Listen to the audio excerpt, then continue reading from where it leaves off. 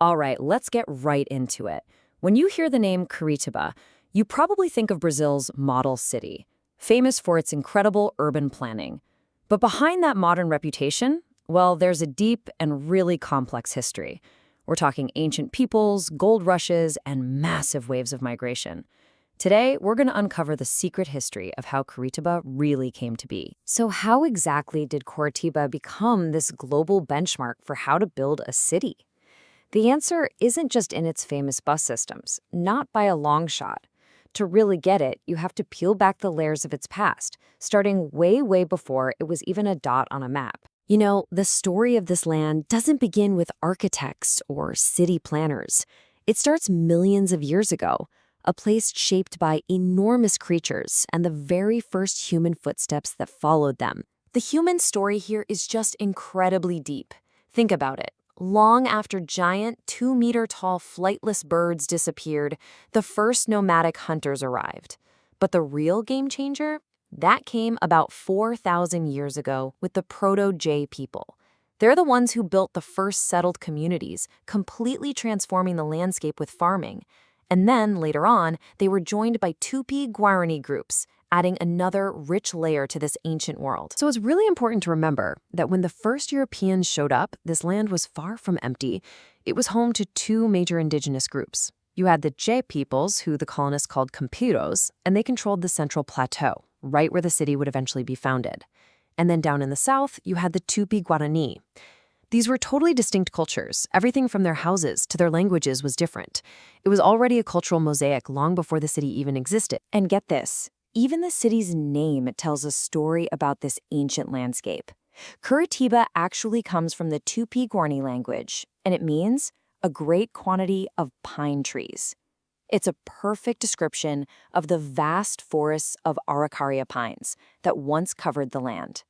That tree is still a powerful symbol of the whole region today. Okay, so the official colonial founding of Curitiba, well, it's a story that's completely wrapped in legend.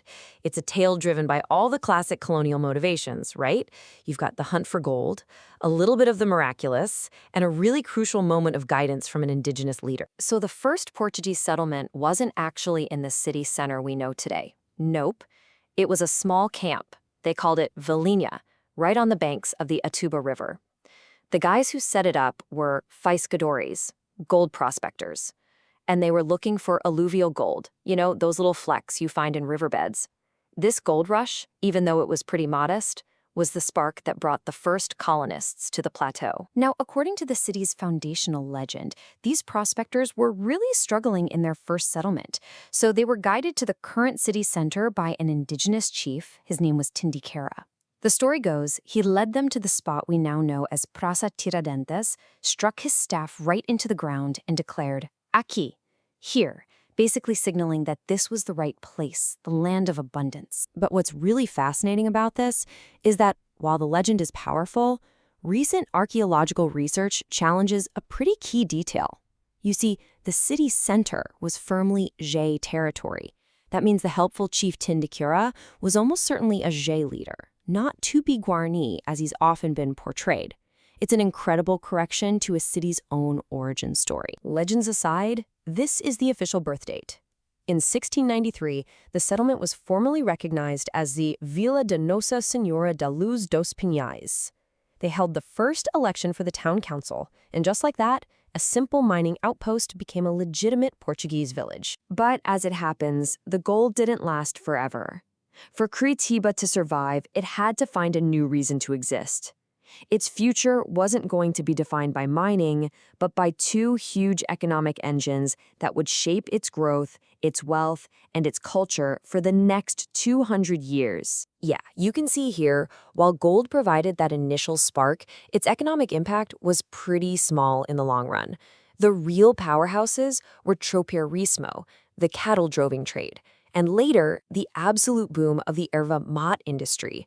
This green gold, as they called it, created enormous fortunes and really fueled the city's expansion all through the 19th century. The legacy of the tropeiros, the cattle drovers, is literally written all over the map of modern Curitiba.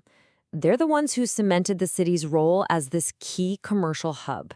And you can still see their influence today in neighborhood names like Fazendinha, which means little farm, or Portão, which means gate, little reminders of a time when the city was a vital stop for cowboys and traders. Now, the second half of the 19th century.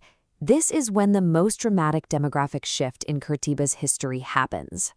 The city's identity was about to be completely reshaped by waves of immigrants arriving from all over Europe, adding brand new layers to its social fabric. So, there was a big government push to settle southern Brazil, and in response, waves of immigrants started to arrive. They came mainly from Poland, Germany, Italy, and Ukraine. And this influx was huge. It literally tripled the city's population, creating this incredible new cultural mosaic. They brought new skills, new foods, new traditions, and they forever changed everything from the city's architecture to its farms. Okay, so this is absolutely crucial. While European immigration is a massive part of the story, it is not the whole story. As observers like the French naturalist Saint-Hilaire noted way back in 1820, the presence of enslaved and free Black people was fundamental. And though it's often underdocumented, their labor was essential to every single economic cycle, from building the city itself to constructing gigantic works like the Paranaguá-Curitiba Railroad. Now we arrive in the 20th century. This is the period when Curitiba made the conscious, deliberate decisions that would earn it international fame and set it on the path to becoming the model city that we know today. This whole transformation was not an accident. It was the result of a revolutionary master plan back in 1966. And this plan was truly visionary. It organized growth along these structural axes. It created dedicated bus lanes called canaletas for a groundbreaking transit system. It closed entire streets to cars to create pedestrian-only zones like the famous calçadão. And it made preserving green space a top priority. And you can see the city's pride in its status literally carved in stone. Its official coat of arms has a crown with 5 golden towers, which in the world of heraldry is the symbol for a capital city of the highest order.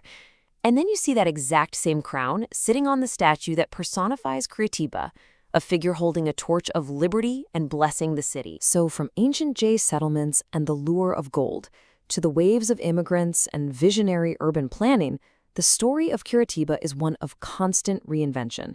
It's a city standing on this incredible foundation of indigenous heritage, colonial struggle, and forward-thinking modern design. And that leaves us with one final question. What bold choices will shape the next chapter in the history of the model city?